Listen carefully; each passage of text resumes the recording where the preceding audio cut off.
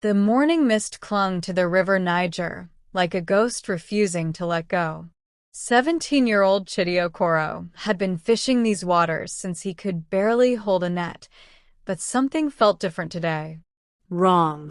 The fish weren't biting, the birds had gone silent, and even the usual chatter from other fishermen had died to whispers. Chidi. His younger sister Ada called from the muddy bank. Mama says to come help with the nets.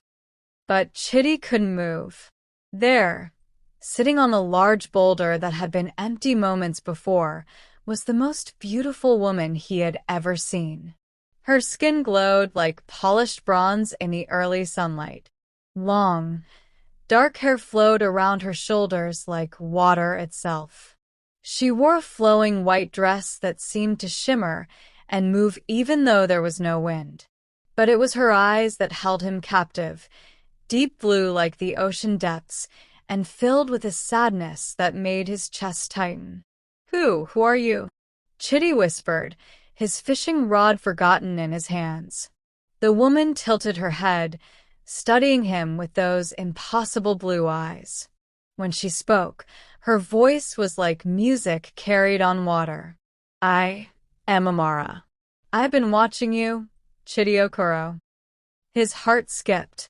How did she know his name? Watching me? But I've never seen you before. A smile played at her lips, both beautiful and heartbreaking. You see me now. Is that not enough? Behind him, Chidi heard his father's sharp intake of breath. Old Emeka Okoro had lived by the river for 60 years, and the fear in his weathered face told a story Chidi didn't yet understand. Son, his father's voice trembled. Step away from the water. Now. But Chidi was already moving toward her, as if invisible threads were pulling him forward. Every rational thought in his head screamed danger, yet his feet carried him to the water's edge. The river has been lonely, Amara said softly. I have been lonely, but you have a kind heart. I can see it in the way you treat the fish you catch, how gently you release the young ones back to their mothers. Chidi. His father's voice cracked with panic. The stories your grandmother told, they were warnings, not fairy tales. Amara's eyes flashed with something. Hurt? Anger? Always they fear what they do not understand, she murmured.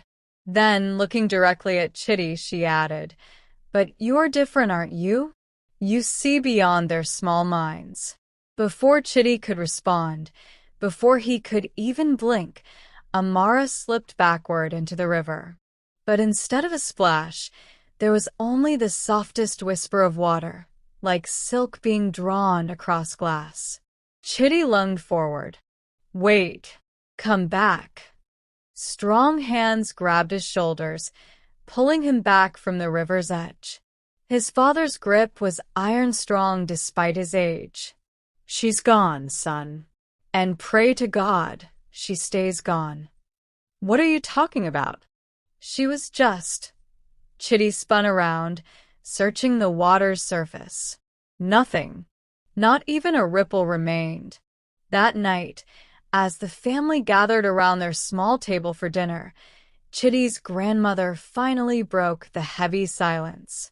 Mama Nkechi was 93 years old, and her eyes held the wisdom of someone who had seen too much. In my grandmother's time, she began, her voice barely above a whisper, they called them Mami Wata, water spirits who took the form of beautiful women. They would appear to young men, promising love, promising happiness. Just stories, Mama. Chidi's mother interrupted nervously. But the old woman continued, her gaze fixed on Chidi. The ones who fell for their beauty, they were never seen again. The river would claim them, body and soul. Chidi felt a chill run down his spine, but something inside him rebelled against the fear. Maybe the stories are wrong. Maybe she really was just a woman. His grandmother's knowing look pierced right through him. Then tell me, child. How did she know your name? 3 days after Chidi's encounter with the mysterious Amara, the first young man went missing. Kelechi Nady was known throughout Riverdale for two things: his infectious laugh and his terrible luck with women. At 19, he worked as a motorcycle taxi rider, ferrying people between the town's scattered neighborhoods. He was last seen Thursday evening, parking his bike near the old fishing pier where lovers often met to watch the sunset. He never came home. His mother, Mrs. Nady, sobbed as she spoke to the small crowd gathered outside the local police station. Kelechi always comes home for dinner. Always. Something terrible has happened to my boy. Officer James Obi, Riverdale's only full-time policeman, tried to maintain order as worried families pressed forward with questions. His uniform was already soaked with sweat despite the early morning hour. "Please, everyone remain calm," Officer Obi announced, his voice straining to carry over the crowd. "We're treating this as a missing person case. Kelechi probably went to visit friends in the next town and forgot to tell anyone." But Chidi, standing at the back of the crowd with his father, felt ice forming in his stomach. He remembered his grandmother's words: "The ones who fell for their beauty, they were never seen again." "Papa," Chidi whispered, "what if?" "Don't even think it." His father cut him off sharply. "Kelechi probably got drunk and spent the night somewhere foolish. You know how young men can be." Yet even as Emeka spoke, his weathered hands trembled slightly. 3 generations of river wisdom told him this was no ordinary disappearance. That afternoon, Chidi couldn't focus on his schoolwork. He kept thinking about Amara's otherworldly beauty, her impossible knowledge of his name, and the way she had vanished into the water like morning mist. Against every warning voice in his head, he found himself walking toward the river after classes. The old fishing pier stretched into the Niger, like a wooden finger pointing towards secrets. This was where Kelechi had last been seen, where his motorcycle had been found still running, keys in the ignition. Chidi was examining the wooden planks for any clues when he heard her voice. "You came back." He spun around. Amara sat on the pier's edge, her feet dangling in the water. Today she wore a blue dress that matched her impossible eyes, and her hair was braided with what looked like small river pearls. "Where is Kelechi?" Chidi demanded, surprised by his own boldness. Amara's expression shifted, a flash of something: guilt, sadness, crossing her features. "The young man with the loud motorcycle? I spoke with him, yes." "Spoke with him? He's missing. His family is going crazy with worry." She stood gracefully, water droplets falling from her dress like diamonds. Humans always assume the worst. Kelechi made his choice, just as you will make yours. "What choice? What are you talking about?" Amara moved closer, and Chidi caught a scent like ocean breeze mixed with jasmine flowers. "My world, Chidi. The world beneath the waters where pain doesn't exist, where love is eternal, where the pressures of your human life cannot touch you." Her words were hypnotic, but fear kept Chidi grounded. "You're talking about taking me underwater? I'd drown. Would you?" Her laugh was like silver bells. "Or would you finally be free? Free from your father's fishing nets, from school examinations, from choosing between duty and desire. In my realm, you could simply be." The offer was tempting in ways that terrified him. But through the fog of her enchantment, one thought remained clear. What about Kelechi? Is he happy in your underwater world? For the first time, Amara's perfect composure cracked. Her blue eyes flickered with something almost human: regret. "Happiness," she whispered, is more complicated than I once believed." Before Chidi could ask what she meant, the sound of approaching voices made them both turn. A search party was coming down the riverbank, led by Officer Obi and several worried fathers. "I must go," Amara said quickly. "But Chidi, remember, the choice will always be yours to make." She stepped backward toward the water, but this time Chidi was ready. He lunged forward, trying to grab her hand, desperate for answers about Kelechi. His fingers passed through empty air. Amara was gone, leaving only the faintest ripple on the water's surface. "Chidi!" Officer Obi called out as he spotted the young man on the pier. "What are you doing here?" "This is a crime scene." "I was just looking for clues," Chidi stammered. The policeman's eyes narrowed with suspicion. "You're the second young man I've found at this exact spot in 3 days. First Kelechi, now you." What's really going on here?" As the search party surrounded him with questions, Chidi realized with growing dread that he might not be the only one Amara had been visiting. And if that was true, then Kelechi might not be the last to disappear. By Sunday morning, 2 more young men had vanished without a trace. Obinna Chukwu, the pastor's son, disappeared Friday night after evening service. His Bible was found by the riverbank, pages fluttering in the wind like trapped prayers. Then Saturday evening, Chukwu Okafor, star of the local football team, failed to return home after promising his girlfriend he'd walk her to church the next morning. The town was gripped by panic. Mothers locked their doors before sunset. Fathers escorted their sons everywhere, and the elders gathered in worried groups, whispering about curses and ancient warnings their own grandparents had shared.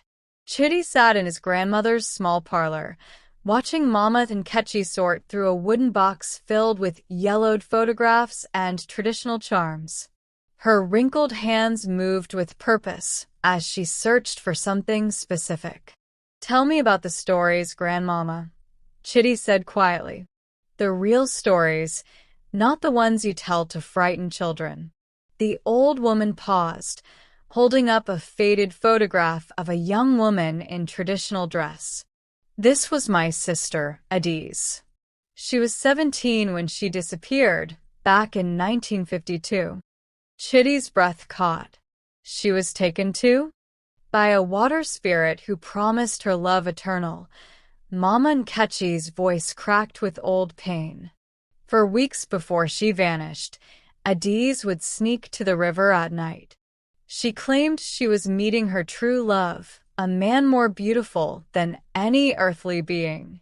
The photograph showed a girl with bright, hopeful eyes and a smile that reminded Chidi painfully of his own sister Ada. What happened to her? 3 days after she disappeared, fishermen found her jewelry floating near the old pier. But her body...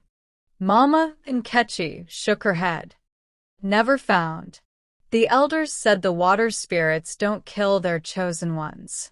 They transform them, trap them between worlds, neither fully alive nor properly dead. A chill ran down Chidi's spine. Is there a way to save them? To bring them back? His grandmother's ancient eyes studied his face carefully. Why do you ask, child? You haven't been sneaking to the river, have you? Before Chidi could answer, frantic knocking shook the front door.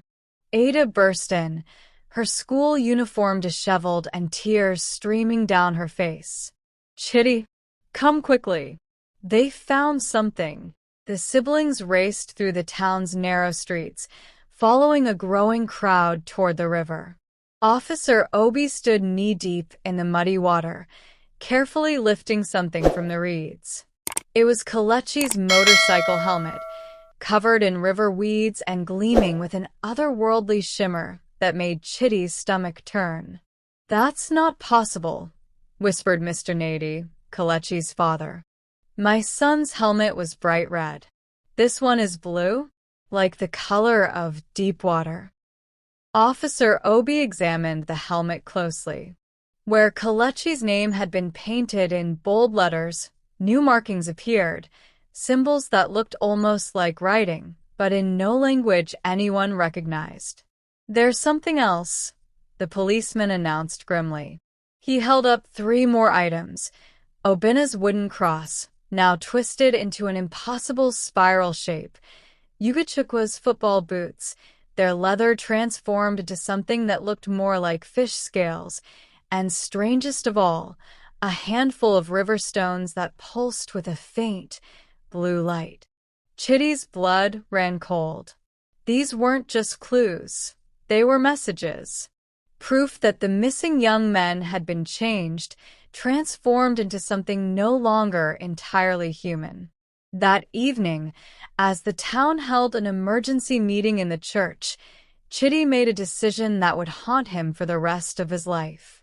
He slipped away from the crowd and headed for the river. The moon was full, casting silver paths across the Niger's dark waters. As he approached the old pier, he wasn't surprised to find Amara waiting for him.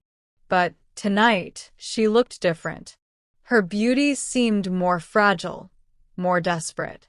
"You came," she whispered, relief evident in her voice. "I came for answers," Chidi said firmly. "What have you done to them? Kelechi, Obina, Yugachukwu, where are they?" Amara's blue eyes filled with tears that sparkled like liquid starlight. "They are safe, Chidi. Safer than they ever were in your cruel human world." "Safe? Their families are destroyed. The whole town is terrified. And what of my family?" Amara's voice rose, pain bleeding through her supernatural composure. "For 300 years, I have wandered these waters alone.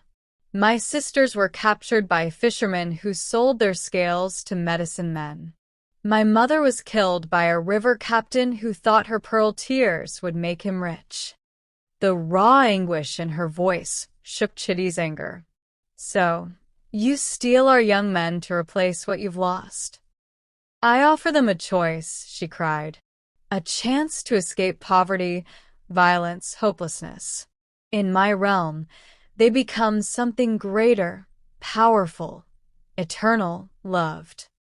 But do they choose it willingly? Or do you enchant them first?"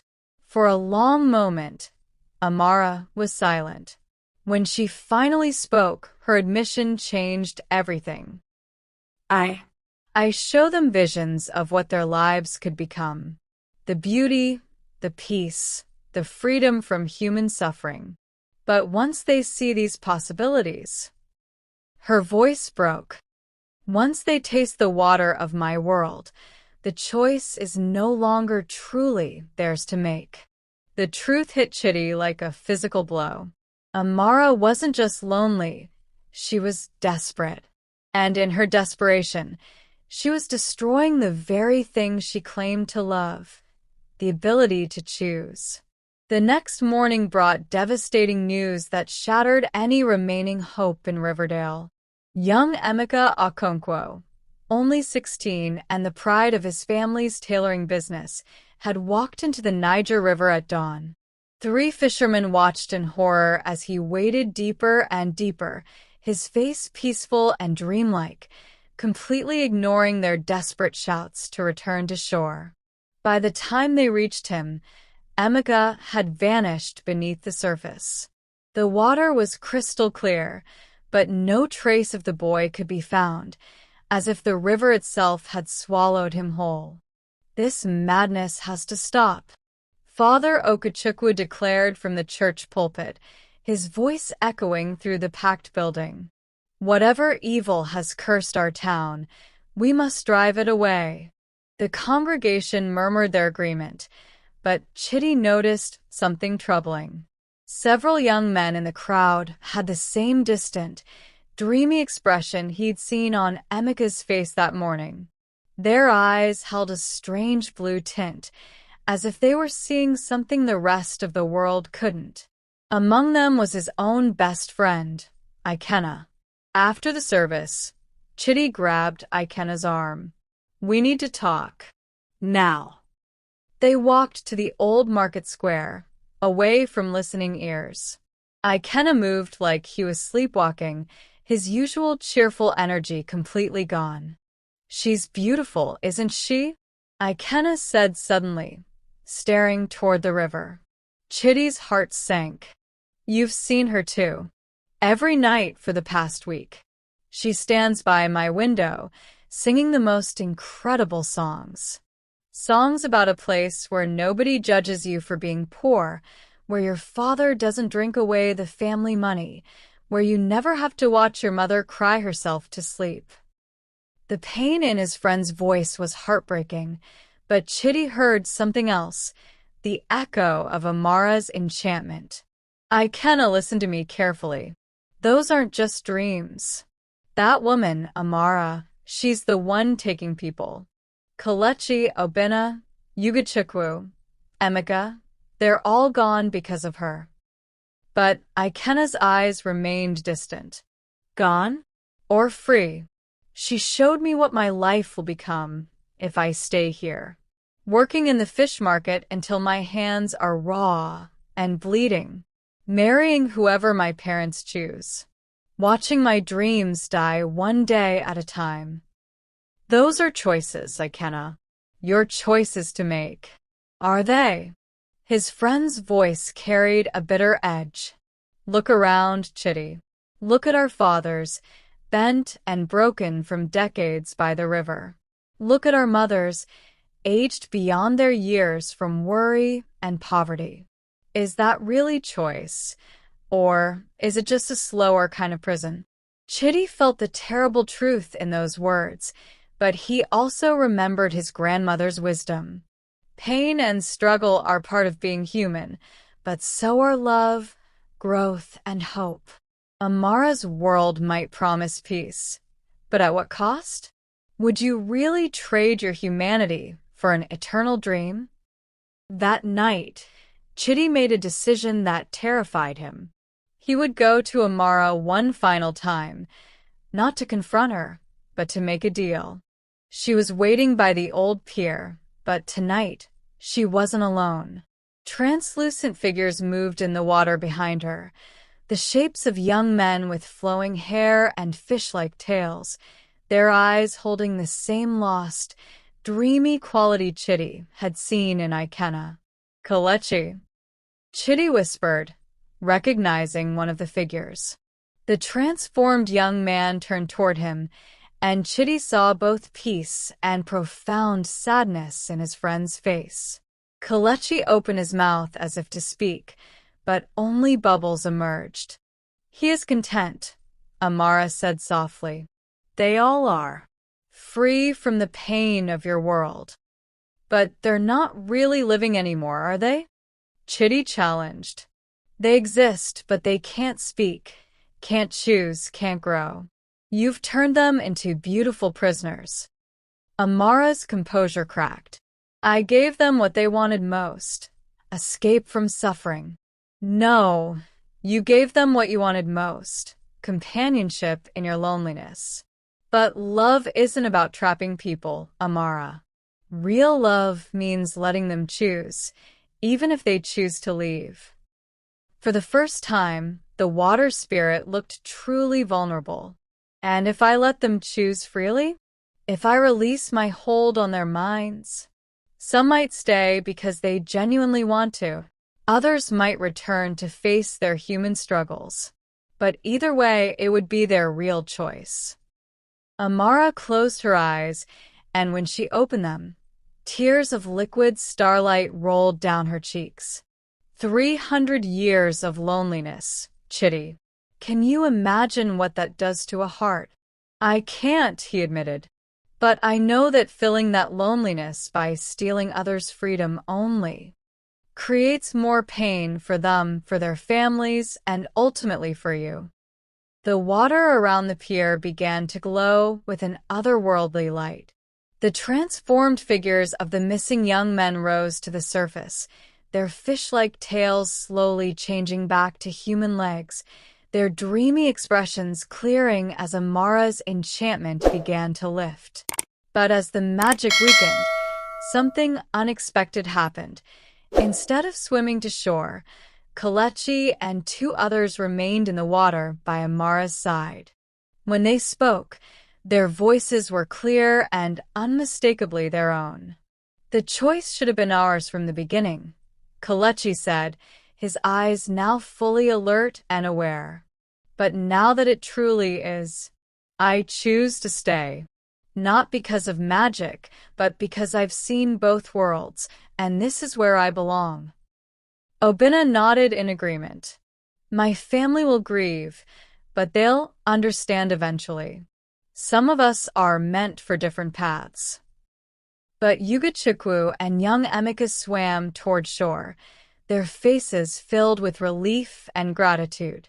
"Thank you," Emeka gasped as Chidi helped pull him onto the pier. "I want to go home. I want to live my real life, struggles and all." As dawn broke over the Niger, Amara made her own choice. "I will leave Riverdale," she announced. "Find a place where I can heal from my own pain without causing others to suffer." 6 months later, Riverdale had learned to live with both loss and hope. The town erected a memorial by the old pier, not for the dead, but for the transformed. Beautiful riverstones formed a circle where families could come to remember Kelechi, Obinna, and the young man named Tolu, who had ultimately chosen Amara's underwater realm. Sometimes, on clear mornings, people claimed they could see figures dancing beneath the water's surface, free and joyful in ways they had never been on land. Chidi stood at that memorial now, watching his sister Ada place fresh flowers among the stones. At 18, she had grown wise beyond her years, helping other families understand that love sometimes meant accepting choices they couldn't comprehend. "Do you ever wonder if we did the right thing?" Ada asked, settling beside him on the wooden bench their father had built. "Which part?" Chidi smiled sadly. "Letting them choose. Or letting some of them go." "Both, I suppose." Before he could answer, familiar laughter echoed across the water. Ugachukwu jogged up the riverbank, his football boots splashing through the shallow water. The young man had returned to his team stronger than ever, playing with a fierce appreciation for every moment of his human life. "Chidi, Ada," Ugachukwu called out. "Come see what Emeka has finished." They followed him to the town square, where a crowd had gathered around the new sign for Emeka's tailoring shop. Instead of the simple letters his family had planned, Emeka had created something extraordinary, fabric letters that seemed to shimmer and flow like water, beautiful enough to rival any supernatural magic. "I learned something important down there," Emeka explained to the gathered townspeople, his voice steady and confident. "Beauty doesn't have to be otherworldly to be magnificent. Sometimes the most incredible magic is what we create with our own hands, in our own world." The crowd applauded, and Chidi felt a warmth in his chest that had nothing to do with supernatural enchantment. This was the magic of human resilience, of choosing to find wonder in everyday life despite its struggles. That evening, as the sun set over the Niger, Officer Obi made his final report on the case that had changed Riverdale forever. 5 young men went missing, he wrote carefully. 2 returned safely to their families. 3 chose a different path that we may never fully understand. No crime was committed, only choices were made, some more difficult than others. He paused, thinking of the strange blue light that still occasionally danced on the river surface, and the reports from neighboring towns of a beautiful woman who appeared to lost souls, but now only to offer comfort and guidance, never again to steal their freedom. At the old fishing pier, Ikena cast his net into the evening waters. His friend had been the closest to falling under Amara's spell, but when given the true choice, he had chosen to stay. Now he worked beside Chidi's father, learning not just to fish, but to find meaning in the daily struggle of providing for family and community. "Do you miss her?" Chidi asked, joining Ikena as he pulled in his catch. Ikena considered the question seriously. "I miss the dreams she showed me, the vision of a life without pain. But I don't miss the emptiness that came with those dreams. Real life has suffering, yes, but it also has." He gestured toward the town behind them, where families were gathering for evening meals, children were playing in the streets, and the sounds of human laughter mixed with the river's eternal song. "It has this. All of this." As night fell, Chidi walked home through streets that hummed with renewed life. The crisis had brought the community closer together. Families talked more openly about their struggles. Young people spoke about their dreams without shame. And the elders shared their stories not as warnings, but as wisdom, reminders that every generation faces the choice between easy escape and difficult growth. In his grandmother's parlor, Mama Nkechi carefully placed a new photograph in her memory box. It showed the town memorial, surrounded by the faces of families who had learned that love sometimes meant letting go, and that true magic lived not in supernatural promises, but in the courage to face each day with hope. "What did we learn from all this, Grandmama?" Chidi asked, settling into the chair beside her. The old woman's eyes sparkled with ancient wisdom. "We learned that running from pain leads to a different kind of suffering. We learned that real love means respecting others' choices, even when those choices hurt us. And most importantly," she smiled, reaching over to squeeze his hand, "we learned that being human, with all its struggles and sorrows, is still the most extraordinary magic of all." Outside, the Niger River flowed on as it had for thousands of years, carrying stories of love and loss, choice and consequence. But now its waters also carried something new, the knowledge that even the most powerful magic cannot force a heart to choose love, and that the greatest courage often lies in choosing the difficult path of authentic living over the easy promise of escape. In the depths of the river, 3 figures danced in eternal peace, their choice honored, and their families' love unchanged.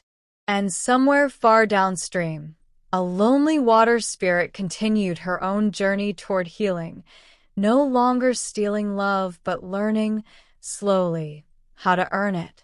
The mystery of Riverdale was solved, but its lessons would ripple through generations like stones thrown into still water, reminding all who heard the story that the most profound magic exists in the choices we make each day to love, to grow, and to remain beautifully, imperfectly human.